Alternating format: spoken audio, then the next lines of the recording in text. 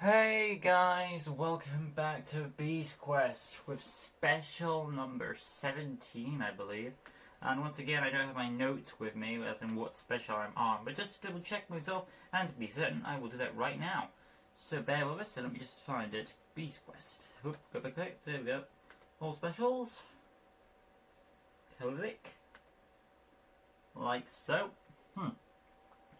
And going to specials, we are on 17. No, we're on 18. There we go. Special number 18, Falkor, the Coiled Terror. So, like always, guys, if you haven't read this book, make sure you have before watching this review, unless you don't care. And of course, in-depth story analysis, my real thoughts on this epic adventure, like always. So bear with me on that. So, now having said all that out of the way with, let's get to the story analysis of Falkor, the Coiled Terror. Tom and friends were going to attend Daltek's ceremony as he prepared to join the Circle of Wizards. Now Adra was no longer in power, so after some waiting, the Circle arrived with a new judge and a member replaced for Malvel as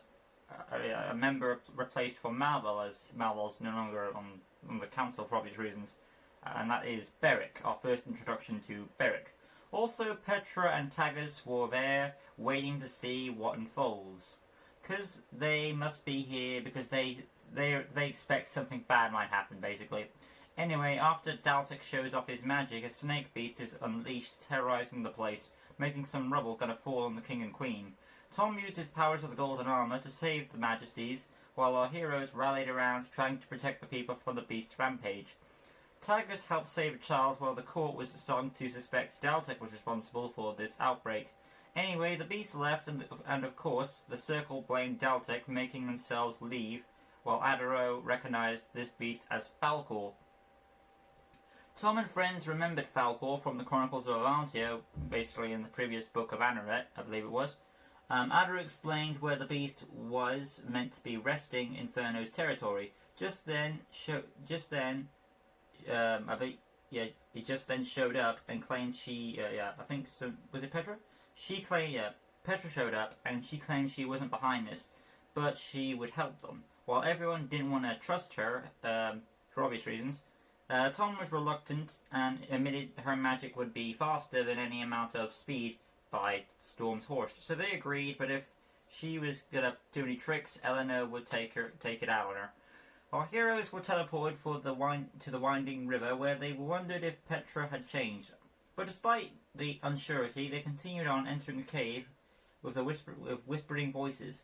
Tom was told by Ferno to turn back, but they still had to know what was going on.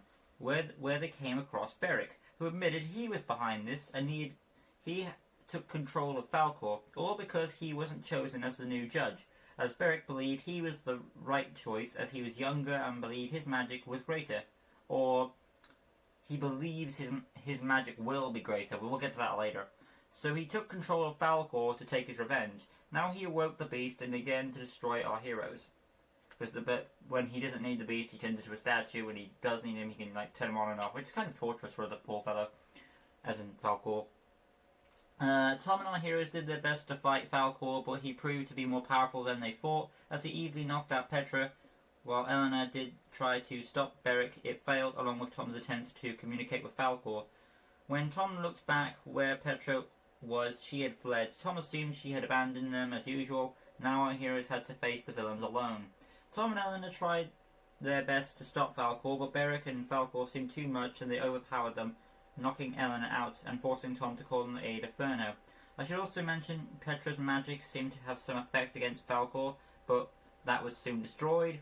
Anyway, when Ferno arrived, the fight was taken to the sky, where it seemed Ferno would have the advantage. However, Falkor seemed more crafty, as he used his poison to make Ferno came crashing down. The poison also was revealed to give control of the dragon to Beric. I'm guessing normally without a master, the poison would allow Falkor to take control of its victim. Basically, it seems that Falkor's poison only affects beasts, and we'll get to that later. Basically, Falkor's poison is used again, but doesn't seem to be doing much as it did here. So in my knowledge, I think that Falkor's poison only affects mind control beasts, kind of like other mind controlling beasts have done. Moving on though, However, despite the victory, Petra knocked out Beric. However, the Coiled Terror grabbed the sorcerer and leaped through a portal. That's basically what happened there. Because Petra came back and stuff. That was pretty awesome. Tom healed the wounded Eleanor, which led to Petra yelling at them for allowing Falkor and Beric to escape, as he had gone to claim a powerful scythe which would allow him to steal all the power from every witch and wizard he encountered. The scythe belonged to the warrior who was a friend of the beast, so Falkor would lead Beric to it. Anyway, our heroes forced Petra to aid them, as they planned to follow the duo through a portal. Also, it makes sense why Beric would go after this, as he wanted to prove he could be more powerful than any wizard or witch, out of a way of gaining respect, which kind of reminds me of Apex, if Apex from the Lynxy series, if his story continues down this path, I believe, and now that I've read it fully, it kind of does. Also, it makes sense Petra would know about this mystical weapon due to her connections with Malvel. But assuming Malvel did know about this weapon, one wonders why he never went for it. Maybe it was a future plan. I don't know. Anyway, our heroes arrived at the entrance of a large maze, and at the end lied a castle-like fortress where the scythe would be waiting. Tom assumed that Beric and Falkor were already halfway there, so there was no time to lose, but being a maze, it got Tom frustrated.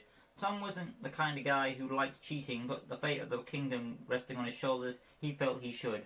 So he peered over the maze and memorized the route they could take to the fortress. However, Petra warned them you would regret doing that, as multiple boulders came their way. This drained Petra's magic, but luckily Eleanor found a door that could lead to their escape. However, it led them to the beginning again. I like this. I like to think that the maze has its own consciousness, and since Tom cheated, it would have led them back to the start regardless of what happened. Anyway, though, so Petra quit, and our heroes tried again, only to wind up at a dead end. When Tom realized the maze changes, kind of like Rashkor did in the Chamber of Pain. But Tom realized since Eleanor didn't cheat, maybe she could get through the hologram,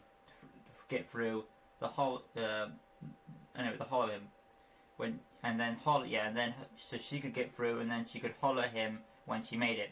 While she did succeed, Tom was being squished by the walls of ice. Tom was about to be crushed when Eleanor saved him by pulling a fail-safe mechanism which turned the ice to slush, which allowed our heroes, including a returned Petra, to enter the fortress. However, they saw that Beric had almost got the scythe, and he sent Falkor back down to further guarantee his victory. So while the girls held off Falkor, Tom went after Beric.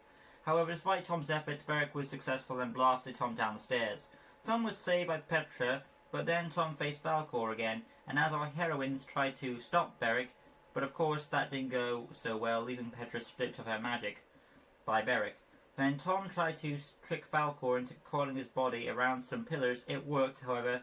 This only ticked Falkor off, sending him into rage mode, which boosted his strength beyond anything that anyone was expecting, as he caused the entire fortress to come crumbling down upon them. Everyone got out of the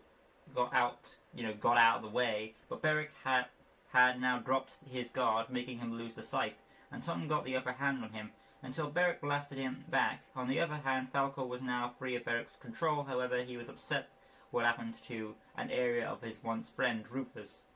But when it was revealed Petra had the scythe, and she admitted this was her plan all along, it led to this, it was her plan all along, led to her to the scythe, leading them to the scythe so she could use it to kill Falkor and become the OP witch. Now Tom says that the power has corrupted Petra, but then again, this is Petra we're talking about, so I disagree on Tom with that. Petra is it's in Petra's name to she's like Loki from MCU, where if there's an opportunity to gain power, she'll take it. So I don't think she's mind control at all. But yeah, so I disagree on that. Anyway, though, Eleanor knocks out Petra, thank God. So that's good there. Falkor still went on a rampage though, and no amount of talking could stop him. Meanwhile, Beric escaped. I'm guessing he was too hurt to reclaim the scythe, but nonetheless, Tom was flung. Then Falkor went for Eleanor. Tom got hold of the scythe, using its power to free Eleanor. Then the mighty beast turned back into a statue, but our heroes had to escape as the fortress was still collapsing around them. So grabbing the unconscious Petra, they all ran out. However, when Tom's allies were safe, He went back for the scythe, only to find it split in half, probably due to the falling rubble. Anyway, he escaped again, only to find Beric, demanding the scythe. Tom told him where it was, but it was not worth the risk. But Beric was so desperate for power that he didn't stop. Nothing would stop the young wizard. As our heroes passed through the slushy ice maze ruins, Petra awoke, and our heroes explained what happened. They also explained they were turning Petra in. However, Beric was revealed to be alive and was planning to stop our heroes from escaping as revenge for ruining his plans. However, Eleanor saw a switch mechanism and activated it, making a current separate our heroes from Beric. Then the maze reformed via magic, trapping the wizard. However, Petra escaped to bother them another day. Anyway, our heroes went home, clearing Daltek's name and giving him a spot on the Circle of Wizards. It was a happy ending until the next quest. But yeah, guys, there's my little analysis of Falkor, the Coiled Terror.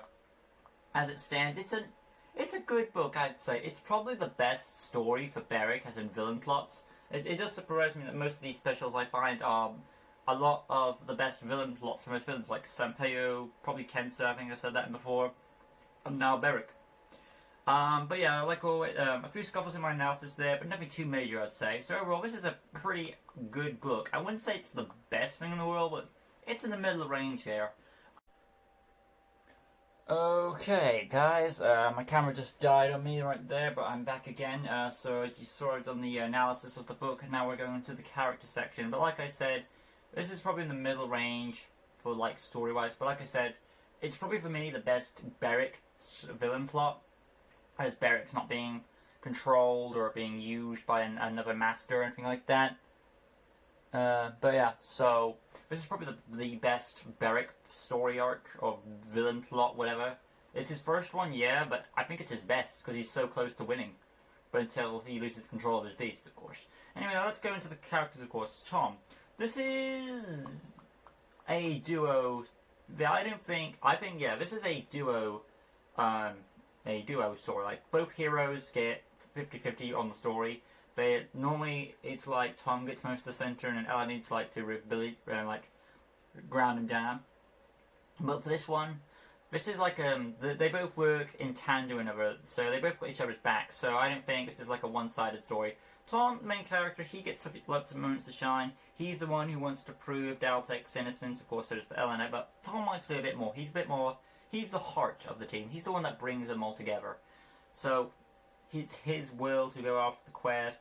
He's the one most likely to give Petra a chance at redemption, while it is not.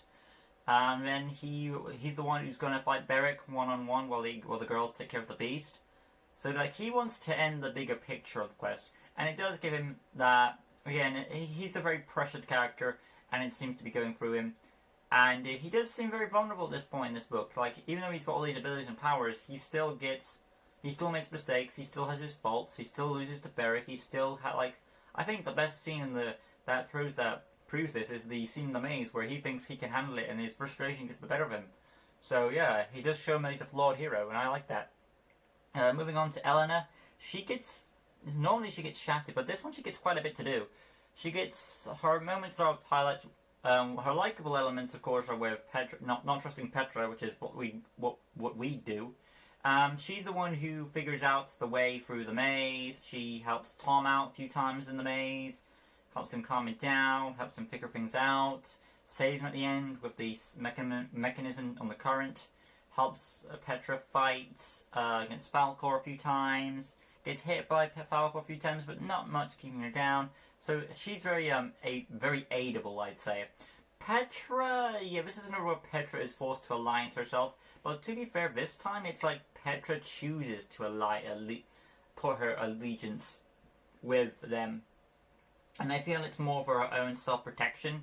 Because like she's afraid of, if this guy becomes OP powerful, then, you know, he gets this weapon and he'll become very powerful. Now, later on she says, oh, this was my plan all along. I kind of buy that, because I don't buy mind control.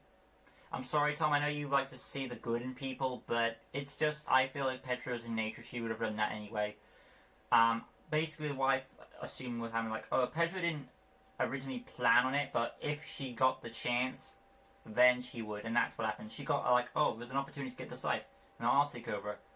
So that's how I see it. I think Petra was originally going to stop this all the way through for her own protection, but then when she realized she had an opportunity to take control, she took it. So that's the way I see it. But Petra is she's probably the most developed character here, and her story isn't done yet. We don't know how long she's going to be like in the middle ground until she's a fully redeemed good guy. Who knows? But her story is still continuing on, and then she still proves interesting there. Her magic is effective against the beast. Every time she looks like she's done, she always comes crawling back to help, even when she doesn't want to admit it. So it does prove that there's some goodness in there after all, but she doesn't want to admit it. Beric is the villain, the main villain. He's the one who's, even though he's evil, his motivations are justified. He just wants to be respected by his peers. Again, like Apex from the Lynxes are just ironic because like I literally did that character literally last episode. So it's funny how that turned out. Anyway though, a guy who's like picked on by his peers, like, you know, you're not strong enough, you stay back in the ground while we run the show. So he wants to take, I'll prove that I can be stronger than them. And at first I was like, oh, he's going to send another beast to get revenge on them. But no, it's this beast in particular that can find him a weapon that can make him as strong as he wants to be. Because he can just take all the strength from every sorcerer and wizard he wants until he's got all the power he wants. So in a way, and him going back for that scythe isn't just like, oh, I'm evil. Like, he feels like he needs it because he's so determined to prove them wrong. So he can do it. So he's more of a, it does make me feel sorry for the character when he does, quote unquote, spoiler alert, but this character does die unless he's brought back to life. But then again, they do that a lot with other magic characters. So, as of the end of the main series though, he's most likely dead, which is sad, but oh well. But yeah, so it is sad what happens to him, really. So I do hope Beric makes a return, because I would like him to be like the main villain of a main series. That'd be nice to have. Falkor, he's basically the victim. But what I do like about him, compared to my most evil, compared to like an Anaret was, this is probably, I'll say, I'm not going to say my full ranking of every book, but I'll say this, it's going to be better than Anaret is. Because they basically, instead of, oh, evil beast destroyed this place, get my revenge plot, it's more like they're working as a team. Well, yeah, even though Falkor doesn't admit it, they're working as a team to get what they both want. Like, when, for example, the best thing that shows this is when Beric is knocked out, Falkor has a choice to make. Like, he's not obeying any commands. Like, he could still, like, break free, but no, because he's still influenced by the wizard, he decides to, like, plus it's his only friend he's ever had, aside from Rufus, he goes to save him and further develop his quest. It's only till the point where he gets angry and gets his own self-control from that pillar incident is where he gets himself back. And it's luckily that Tom calmed him down, otherwise there'll be a lot of hell to pay there, or Falkor might die in his own crazy rage. So luckily Falkor was in prison again. But it is sad that he was used, but I feel like it was done better than Anaret, in my opinion. It was more like a duo team, like, it felt like Falkor was not only a beast, but also as a henchman in a way. Like, he was serving his goal, like, helping him lead him to the side, helping him through things and stuff. That's how I see it. It's very fascinating to me. So that's why I like Falkor quite a bit. Anyway, that's my analysis of the character section. You guys won't know this, but this will be an edited video. It's in 2 parts. As in this video, this recorded video isn't in 2 parts. I'm going to edit them together, so it's 1. But my camera died in my first footage, so I'm going to put it together in an editing and then put it up there. But yeah, overall, this has been my analysis and a review of Falkor, the Coiled Terror. Hopefully you guys enjoyed it. If you did, smash the like button, subscribe, that good stuff. Hit the notification bell, rank one down below so you can stay tuned for LEGO DC, Series Custom Builds, and Beast Quest, and other stuff that is there. Join us next time as we continue on the specials, which is Kyrax, the Metal Warrior. So stay tuned for that special coming up next. The upcoming Q&A, also if you haven't already, make sure to put your questions in for the upcoming Q&A coming on, well, tomorrow. So this is your last opportunity to get your questions in for the upcoming Q&A. I should have done this given more time, but I wasn't thinking at the time. So nonetheless, though, Q&A is tomorrow. Last chance to put your questions in. Haven't already, make sure you do that. However, for me, guys, I'll see you guys probably later, tomorrow, we'll see. But as of now, I'll see you guys later for more videos. Till next time, like always, peace.